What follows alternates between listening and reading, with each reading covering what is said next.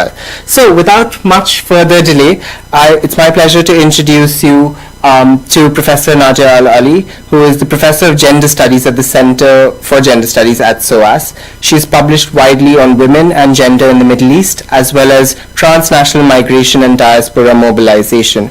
Her publications include What Kind of Liberation?, Women and the Occupation of Iraq, Women and War in the Middle East, Transnational Perspectives, Iraqi Women, Untold Stories from 1948 to the Present, and Secularism, Gender and State in the Middle East.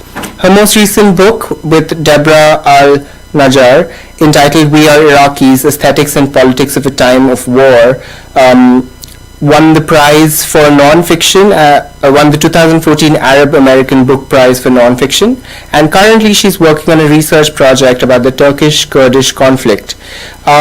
Professor Al-Ali is also a member of the Feminist Review Collective and on the advisory board of Cole, a journal of body and gender research based in Beirut. And she was the editor of that journal was at QA last year, QA 2016, Giva Al-Sayeg, who's also really, really great. So we're really excited to have Professor Al-Ali over here with us. And today Professor Al-Ali is going to be talking about the tensions and complicities between feminist activism and queer activism in different parts of West Asia. And Panis is going to be sharing that. Just a quick note on Panis. Panis is my cohort. She's also a third-year PhD, and she's amazing. Has put on a lot of excellent events at SOAS, and she's also helped us organize a fantastic Borderlands poetry event, which we had done earlier this year. So over to you, Panis. Thank you. I would say the introduction was wonderful. Let's give it over to Nadje. Thank you, and thank you very much for inviting me. I'm very pleased to be here. It's not obvious because I haven't really worked explicitly on sexuality and queer feminism in the past. It's all very new for me, so I thought this is a good context to share some of my reflections and observations which really emerge out of the past 20 years of trying to straddle between research, academia, and activism. So I actually started out being involved in the Egyptian women's movement when I lived in Cairo during the time when I did my MA at the American University in Cairo. And this experience of being involved in a sort of leftist, progressive Egyptian feminist organization prompted me to write a PhD on the concept of secularism in the context of the Egyptian women's movement. That was in the 90s. And what struck me there during the time, so that's actually last year went back and I interviewed some of the feminists that I'd interviewed 20 years ago. I mean, it made me feel a bit old, but it was very interesting. But at the time I was very struck by the way that issues around sexuality, any form of sexuality, were an absolute taboo. I'm speaking about the mid-90s in Egypt, and actually in the mid-90s one feminist group that actually dared to mention gender-based violence was accused of aping the West. So the context in the mid-90s was that you couldn't even speak about gender-based violence as a feminist without being accused of imitating the West. And in that context, it might not be surprising that feminist activists very much stayed away from engaging in any form of LGBT activism. I mean, it was for me quite shocking the way that if the issue came up in any context, I mean, as someone who's straddling, you might hear from my accent, I have a German accent, I'm half German, half Iraqi. I kind of passed as a sort of Middle Easterner in my research, but any moment when the conversation turned to issues around gay rights, homosexuality, and I sort of put forward my position, immediately I became the German. So I then transitioned into being Western. It was sort of a way to also actually discredit my position at the time. I mean, there were, to be fair, I mean, there were, of course, amongst the 100 or so Egyptian feminists that I had contact with and I did research on for my PhD. Of course, there were some who had different views, but they would never articulate them in public. And of course, that whole situation accumulated into, some of you might be aware of the Queen Boat affair or incident in 2001. So this was later than when I did my PhD, but I think that whole situation, that whole horrible affair really summed up the general atmosphere at the time. For those of you who are not familiar, I'm sure many of you have heard of it, but in 2001 there were 52 men who were arrested aboard a floating gay nightclub called the Queen Boat. And this was moored on the Nile, and this was at the time, I mean, certainly when I was in Cairo in the 90s, I mean, had been living in Cairo before that for 5 years. And there were certain places where you knew, you know, there were sort of gay dance clubs, and they could never stay there for a long time. They had to move on to a different place. And in 2001, the Queen Boat was one of the inn places. And I don't have time to go into much detail, but what I'd like to share with you is this horrible situation, in that aside from the fact that the government that at the time was under attack in terms of infrastructure, in terms of lack of provision of labor, lack of provision of resources, there was lots of critique, lots of popular dissent, lots of unhappiness amongst the population. And in that moment, and that was not a coincidence, the government then decided to crack down on the men who regularly went to the Queen Boat to have parties on the weekend. The so-called Cairo 52, their faces were spread all over the media.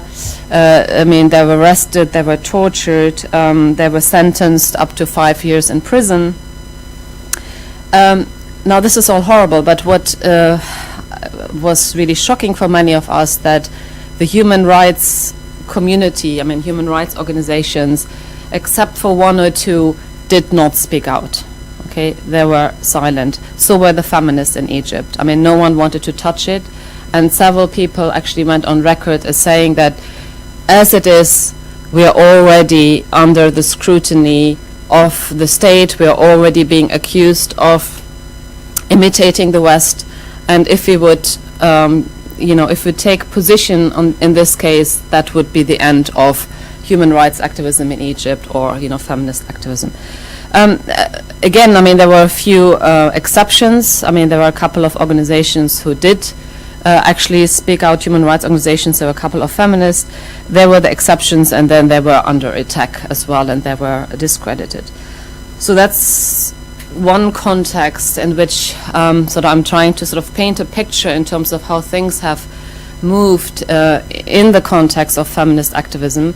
Now, when I went back to Egypt 20 years later to interview some of the same feminists, who I talked to, many of whom grew out of the student movement in the 70s, many feminists that I talked to in the 90s had been part of leftist organizations in Egypt, and felt that despite the sort of progressive ideology, they ended up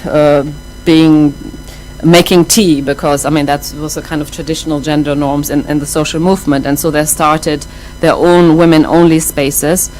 But a big obsession was this constructing an authentic Egyptian feminist position against this accusation of being Western.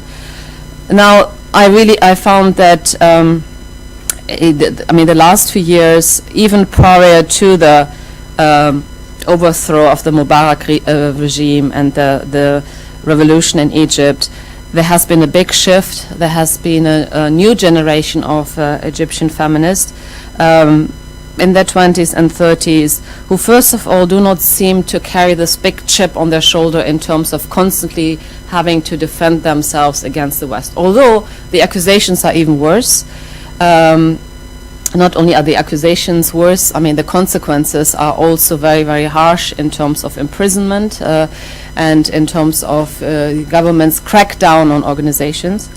But not only are they less concerned about this sort of construction of an authentic Egyptian position, actually they're much more confident in claiming their own history, and they're actually pointing to the long history of feminist activism in Egypt as a way to say, we don't need a Western feminist to tell us about women's rights. But also importantly, the younger generation of feminists do take issues around sexuality, LGBTQ rights on board. And, you know, if you look at some of the organizations like Nazra or Ikhtiyar for Gender Studies, it's, I would say, a kind of emergence of a new queer feminist movement, organizations that are very intersectional in approach, and that, you know, make the case that sexuality is important, and similarly to the way that we've been told for many years that let's address the bigger issues first, let's address the liberation of the country, let's address the exploitation of workers, and then we look at gender issues. Similarly, of course, sexuality has been treated, and this new generation, I would say, is much more confident and you know, feels less worried about, you know, having to construct themselves as authentic. So that's the Egyptian context. Let me say a few words about the Iraqi context. So that in some ways is even more difficult because, you know, in the Iraqi context you had, of course, 35 years of dictatorship, the Ba'ath regime. I mean, I have to say, I personally have been a bit worried when I've heard Iraqi gay rights activists in some ways, to my mind, glorifying the Ba'ath regime. I think that's really dangerous. It is true that when you look at gender norms and gender relations and sexuality, it is probably the case that under the Ba'ath there was more freedom because it was largely kind of secular context. The Ba'ath was an Arab nationalist socialist government and wasn't too much concerned about issues around sexuality, and at some point actually was trying to control society by eradicating traditional power constituencies like tribal leaders and religious authorities. I mean, that was a way for the state to kind of shift away focus, or, you know, patriarchal control away from traditional leaders to the state. Now, you know, what happened, of course, after 2003, after the invasion of Iraq and the occupation, and even before, during the sanctions period, from 1991 to 2003, it's been this incredible shift towards greater social conservatism. And gender norms and sexuality have been really at the heart of this attempt to demarcate a new Iraq on behalf of the Islamist political parties, whether they're Sunni or Shia, saying, well, you know, the old regime that was supposedly secular, although Saddam Hussein in the last decade very much referred to religion. And in that context, there has been a crackdown on gender norms, gender relations, sexuality. You might have heard of the wave of emo killings in 2011. There has been targeted attacks of gay men, mainly by Islamists. And in that context, again, when you think about Iraqi feminists, I've been quite, I mean, I understand that Iraqi feminists in a context where feminists were also targets by Islamists. So, you know, lots of feminist activism had to go underground, many people left. I mean, I understand that they do not openly engage with issues around LGBTQ issues, but you then had a couple of feminists come out in public to make statements such as, well, I'll give you one example. She's actually one of the prominent Iraqi feminists who in 2012 said, well, if we would not be, if we would give freedom to our young men and women, then we wouldn't have the problem of homosexuality. So her way of her feminist interpretation of the issue was, we need to give more freedom. This was, of course, very shocking. Also, many Iraqi feminists were very shocked about this, but no one challenged her, and this was kind of the narrative that came out in terms of the feminist narrative. So you see, this is a quite grim picture. I'm now moving to another empirical context, which is Turkey. So for the last 2 years, I've been trying to understand this whole hype between, the images of Kurdish women fighting ISIS, and the contradictions between, on the one hand, the glorification of these Amazonian women, who are fighting ISIS, and we are being told that ISIS is, so terrified of them because they know that if they're being killed by a, Kurdish woman fighter, then they won't make it to paradise. But on the other hand, we have the criminalization of the PKK, the Kurdistan Workers' Party, and of course the Kurdish women fighting ISIS are very much inspired and led by a political ideology that grew out of the PKK, and actually many of the fighters who are now in northern Syria are originally part of the PKK. So I've been trying to understand, that contradiction. And in that context, I've been struck again by the way that sexuality is being dealt with, because here you have a political movement that, in my mind, is probably the most progressive in the region where women and gender relations are concerned. I'm speaking about the Kurdish political movement that is linked to the PKK in Turkey, but also the PYD in northern Syria, where you have not only women fighting, but you have a political system where for any kind of leadership position you need to have a male and a female leader. You have co-mayors in southeastern Turkey. In all towns you had co-mayors, male and female co-mayors, and I have to say, very skeptical about the idea of this quota, because I know in the Iraqi context, often when you have a quota, it means it's the conservative, it's the wives, daughters, sisters of conservative male leaders who make it into parliament, and so that was kind of my these were my expectations, but I found that no, they're really trying to do something different, and they're actually coming out and saying, okay, we have the problem with the Turkish state. We've over the past decades we've been fighting the Turkish state.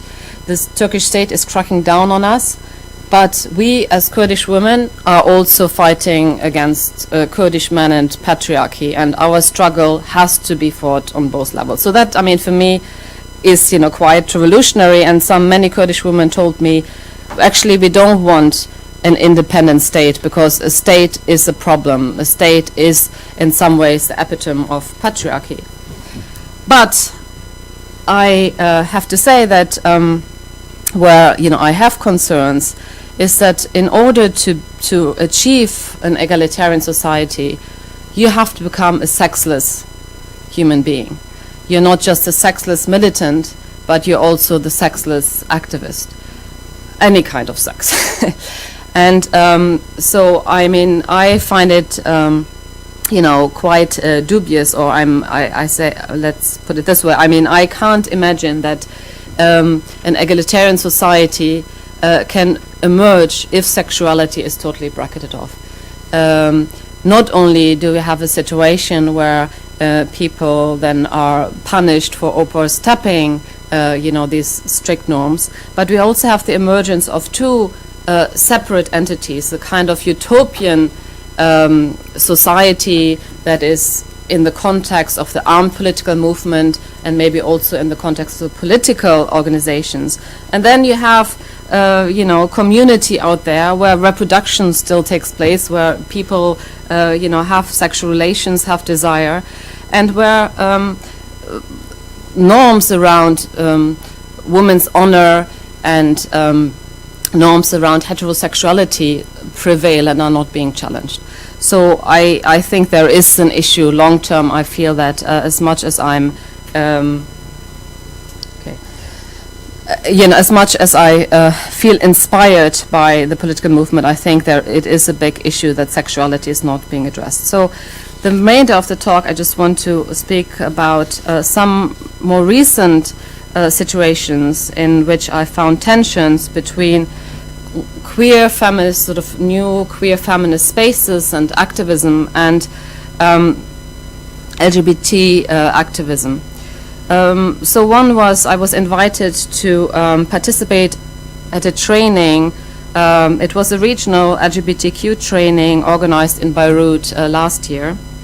And it was a 3-day training, and I was asked to organize a session on oral histories as a way for activists in the region to provide a different method other than sort of a quantitative method to document people's experiences. I was quite excited, but I have to say, during those 3 days, lots of tensions emerged, and the tensions, I mean, you might not be surprised, but I was surprised about this, very much revolved around, on the one hand, a kind of perception amongst many queer feminists that the training was very G-focused and very actually misogynist, and so that was a big tension. And actually, by the second day, most of the queer feminist participants, there were about 20, ended up separating and doing their own thing, and decided that in the future they want to have their own space. The other tension that arose in that context emerged around the fact that the organizer, who has a long history of LGBT activism in Lebanon and the region, had invited one afternoon potential funders for activism in the region. The funders included the US State Department, it included several UN-related organizations. I think there was a Swedish organization. Well, I think the participants were really divided. They had, some who went and very happy to get to learn about funding opportunities, and the other half was extremely upset and felt that their activism was being threatened by this sort of collusion with especially the American embassy, in a context where many of them, of course, had experienced all kinds of problems and long-term, war, conflict, occupation because of US policy. So this is one context in which, tensions emerged in terms of, I would say, on the one hand, a queer feminist perspective that, to my mind, constructed itself as, intersectional, and but at the same time also was very much opposed to identity politics. And on the other hand, I would say in LGBT activism that was very much revolving around identity politics. And I think that tension recently also emerged again. I don't know if you're aware that a couple of weeks ago there was the first gay pride parade in Beirut in Lebanon. And yes, it was also, I wasn't there, but I know from friends that actually there is a new kind of clash in the both in the queer feminist movement and also in the LGBTQ movement, because some of the funders of gay pride also included funders linked to the US State Department, I think, but I don't want to be quoted on it, but some American organization linked to the government. I should say that in the run-up to gay pride, several Islamist organizations in Lebanon threatened gay pride and basically threatened to shut it down. So several queer feminist activists who had been skeptical about the event actually decided that in this context, as they said, they said it's better to support the rainbow flag than the ISIS flag. So that was one position. And the other position that emerged was, no, this is not, this is actually, if you don't mind, do I have a few minutes? Actually, I would like to share with you. Yeah. So Linda Weish, who is a queer feminist activist and has been involved in various organizations in Beirut for a long time, she wrote this article on the 18th of May. So this is your first Beirut Pride. Wonderful, let's talk. She writes, mentioning the civil war does not localize pride. Localizing pride would entail breaking the very framework through which pride emerges in the first place and building something else entirely. For 1 week, we are invited to unite under a rainbow bow and check our problems at the door. Forget about your parents getting evicted, all these strenuous water bills, the sheer impossibility of actually planning to live a decent and sustainable life in Lebanon. No, the issue is that you're gay and that there is homophobia around you. Putting a positive spin on Beirut Pride does not make it less harmful. While its organizers insist that it is a positive celebration of gayness, a culmination of the gayest cause, it still largely speaks to upper middle class gay audience and does not address intersecting struggles. This is a problem because, as Audre Lorde says, we do not live single-issued lives. Is there a space to talk about race at Beirut Pride? Class issues? How about challenging normativity in our society instead of constantly asking for acceptance? The article goes on. I am not going to come out on either way. Actually, I have friends on both sides. I mean, unfortunately, it is very divided now. But I think it's something that I'd like to discuss with you. So on the one side, the position, you know, in this context where actually you have Islamist activists threatening, you know, to bomb gay pride or to stop it, and in a situation where ISIS is sitting in neighboring Syria and Iraq, my position is, you know, I'd rather support the rainbow flag than the ISIS flag, or to say, you know, in a situation where, you know, we have a corrupt government, we have the United States being involved and being complicit and actively responsible for many of the problems, including Islamism. You know, can we support a gay pride that is funded by the US and that also in some ways reproduces you know, a certain identity politics and neoliberal approach to gay rights? So I'd like us to have a discussion on that. Thank you. Thank you very much.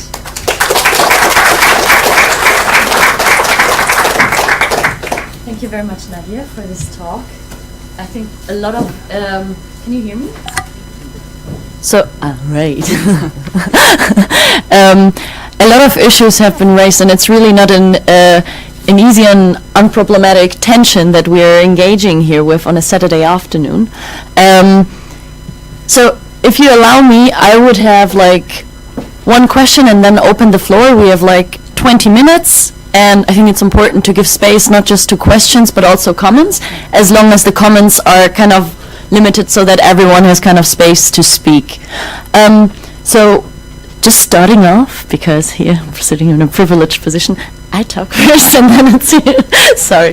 Okay, no, I just have, I was wondering, because you have been working in Lebanon and particularly with Kohol, who has been started 2 years ago, and working on body politics, etc. It's kind of a very, very unique project in West Asia, bringing feminists as well as queer women together, although there are still tensions and discussions. However, there is this space created, which is supposed to be very inclusive.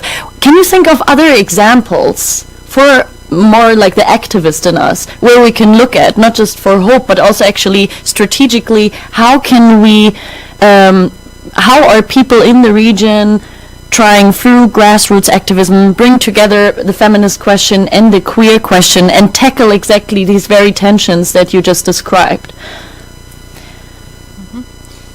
Shall I do that later after? We can collect, I would say, like 2 or 3. Yeah, so 1, 2, 3. You first in the mint-colored shirt. So in the middle you were talking about the context in Turkey and with Syria, and you made a comment about how to reach an egalitarian society, or maybe you were saying that that's the perspective of a certain group, or maybe that was your perspective. You were saying that to reach an egalitarian society, sexuality has to be bracketed, or No, the opposite. opposite. Yeah. So can you? I'm Yeah. still not Okay. clear about Yes. what that meant in that context. Yes. Okay. Yeah, the gentleman behind there. Go ahead.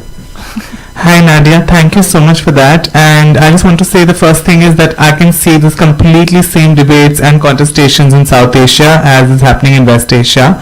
But 2 very quick points. One was made by Nikita Dhawan yesterday in the keynote. She said that when a lot of activists, and particularly radical queer activists, critique other like mainstream LGBT activists for wanting state and rights and recognition, for saying that you are entering the mainstream, they also forget the fact that, like Ratna Kapoor has written about the sexual subaltern in the context of India, and that these groups are already deprived of any rights, and if we don't ask for it, we will be further subalternized instead, right? So there is also that need to ask for rights, while at the same time we need to be critical of the state and pinkwashing and homonationalism. But how do you really tread along this tension?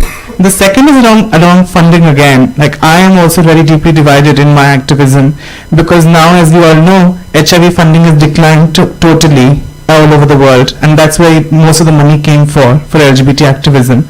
And if we also don't, so that money is gone, and then we are critiqued constantly for asking for corporate funding or from the US Embassy. Where will the money come from for LGBT activism? Not just in West Asia, but in South Asia, all over the world. So do we explore new ways of fundraising, but then at least we need some sort of seed capital, because otherwise the NGOs are dying. Like some of the, in India, the famous NAS judgment, but now NAS, the organization which filed the case, doesn't do any more HIV or MSM LGBT work. So those are questions that we need to answer, while at the same time being critical of corporates. Thank you very much. Hi, I'm Gabriel Samrani. I've been studying LGBT groups in Lebanon and all over the region for a few years now, and I'd like to address what you said about the AFE training. Was it last year? It was this year. This year, okay. Because there was the same thing last year actually with the funding, Right. the polemical session with the funders. Right. And I followed the evolution of this institutionalization of LGBTQ, especially gay activism in Lebanon for the past few years, and the actual decay of queer feminism with the former queer feminist groups becoming inactive, especially Meme and Nasawiya. And whenever I try to talk to people about this, nowadays in Lebanon, I have the feeling that they're all saying, okay, so they have this radical discourse was really interesting. They all write really nice texts, but where are they now? Whereas, all those who follow the path towards institutionalization and like accepting U.S. money and actually becoming hierarchical organizations, like actual ONGs that are more. They seem like more governmental than most ONGs. They actually managed to do something. Even Kahul is actually affiliated. They're actually in the same building as AFE, and I don't know where their funding comes from, but I think it's the same source.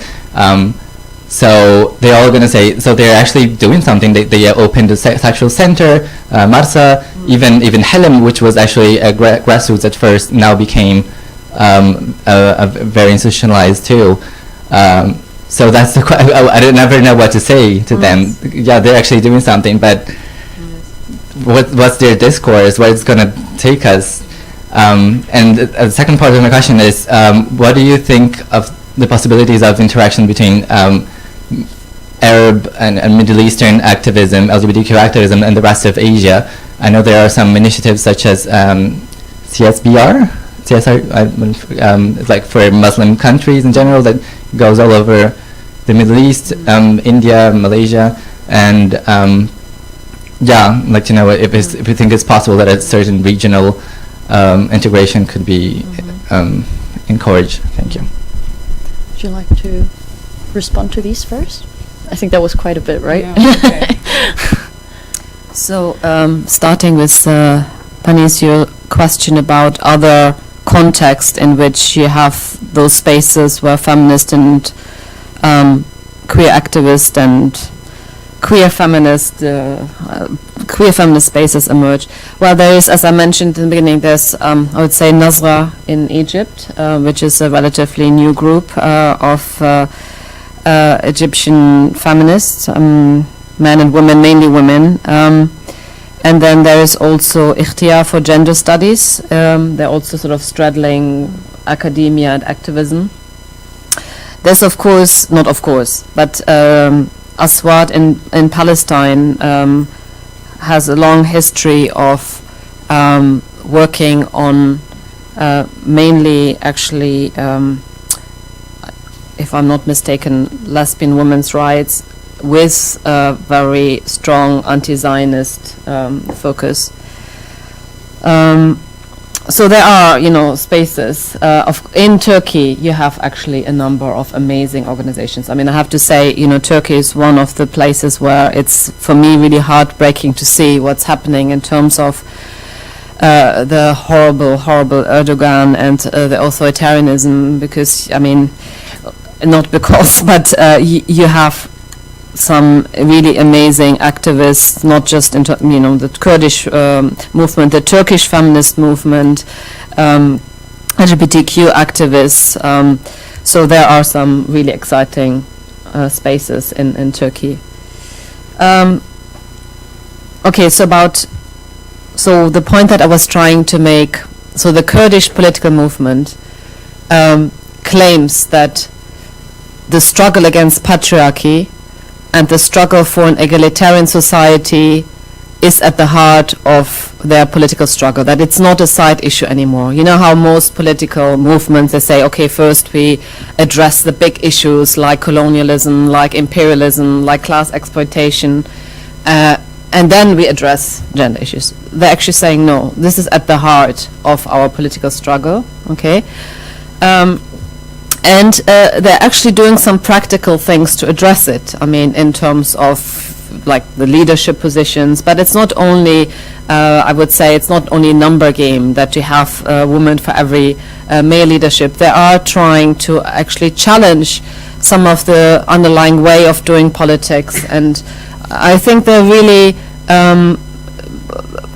And I should say, it's not just because Abdullah Öcalan says. There is actually a long history of Kurdish women challenging the male political leadership. Okay, but it helps that they have a political leader who has been in isolation prison for 19 years, who actually says you need to do that. That helps. Okay. Now, however, the point that I was trying to make is, I am personally skeptical that you can reach that egalitarian society if the only way to reach that egalitarian society is to be a sexless person, okay? So you're not supposed to, I mean, if you are in, when you're fighting, when you're part of the armed units, but even sort of as an activist, you're supposed to bracket off sexuality, any form of sexuality. And, love, desire, I mean, it's a bit, I'm sorry to say if there are any people who are, very much believers in this, but no, I'm very sympathetic and I feel very inspired by the Kurdish women's movement. But I have a problem with the fact that, you're supposed to put your desire and your love into the political struggle only. I find that unhealthy. Unrealistic, and also, maybe more importantly, I think the danger is that you then have this parallel universes. You have, the kind of armed units, and you have maybe kind of also the political group, and then you have society where things still go on as before, meaning honor-based killings still take place, virginity tests still take place, homosexuality is still being frowned upon, or even worse. So that's, for me, it's not an egalitarian society. Okay, that's what I wanted to say. Yes, I totally agree with you, and to be honest, I had actually similar concerns in the Egyptian context in the 90s, where the one organization that was totally pure in not taking foreign funding didn't do anything except talk shop. Okay, so I don't think that we can be so purist about this, and I also think that I find that activists in the region are generally very, very clever about knowing where to get money from and to be able to do their own stuff without strings attached. But of course, that doesn't always work. And I think some people are, are more principled and have more integrity in terms of accepting certain funding and not others. But I certainly wouldn't want to advocate, and certainly as someone sitting in London, I think it's not right for me to make a moral judgment. I think that's one of the problems, is we can always be holier than thou if you're outside. Now, Kuhul actually just left the AFE building precisely because of the funding issue, and precisely because Kuhul did not feel comfortable to be under the umbrella of an organization that not only very much, is funded by the US Embassy, but that very much promotes neoliberal interpretation and an identity politics. But yes, I think that argument, I know that, to me, surprisingly, some queer feminists who have been very critical of AFE before have defended them, as you know, and said, well, at least they've organized gay pride, and, it's very easy, to just criticize. I don't think it's that clear-cut, because I think some of the although, Meme and Nasawiyah doesn't exist anymore, but I understand that there are individuals who have been very much active around Syrian refugees, for example, and also I know that Kuhul has done lots of work with migrant workers and, the whole issue of domestic workers and abuse of domestic workers. So, I think the sort of discrediting people because they work on knowledge production as opposed to activism, I think that's also an easy way to discredit people, and I think in practice it's a bit more fluid. But I hear you, and I think it's an issue, and it's not, I don't have answers, but I'm sort of struck by the tension. And I personally, though, don't think that we have to choose between the ISIS flag and certain, I also don't think that, the rainbow flag per se has to be the neoliberal American funded. I think we can also find a different way to organize gay pride. Yes, please. Oh, we can again collect 3 questions. Yeah. Now? Yeah. So you talk about how Egyptian feminists. Oh, sorry, I just realized I forgot one question. Okay. Next term. Sorry.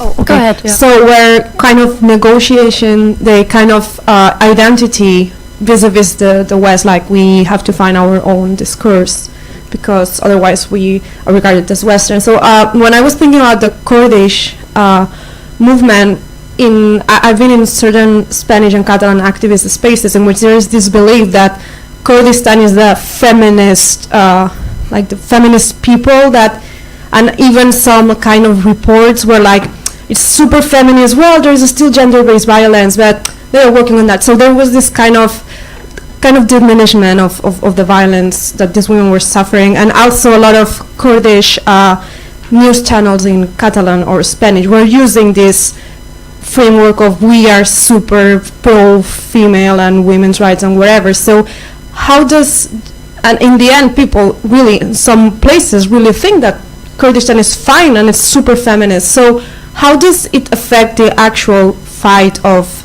these women that are in Kurdistan? Because even for things connected to funding is people believe that you have no problem with gender violence, for instance, or even how do they kind of, create counter narratives to that, or how does it affect their struggles? Any further questions? No? Okay, maybe then you can. Okay, so apologies, I missed one question. Who asked a question about collaboration? Yes, sorry, I'm so sorry. Well, one of the things that now, having myself carried out research and have been involved in activism in Egypt, Iraq, Turkey, and I know a bit about the Iranian context. Actually, one of the things that I feel very strongly about is to bring together, just in the context of West Asia, sorry, I usually say Middle East, I'm tainted, but however we want to call it, West Asia or Middle East, North Africa, so I'm quite concerned about the often Arabo-centric on the one side, and then you have, Turkey, you have Iran, and what I would actually like to see is Iranian, Turkish, and then feminist from majority Arab context coming together. And I know that this happened to some extent, that the Kurdish women in Ahmed, in Diyarbakir, in southeastern Turkey, have invited women from the region. And of course, language is an issue, but I understand that some of these encounters have been really, really interesting. I've myself have been involved in trying to facilitate meetings between Iraqi feminist activists and researchers with Palestinian, Egyptian, Lebanese, Turkish, and Iranian feminist activists and researchers. And I found those encounters really, the participants told me that they found them really useful, and I thought they were important.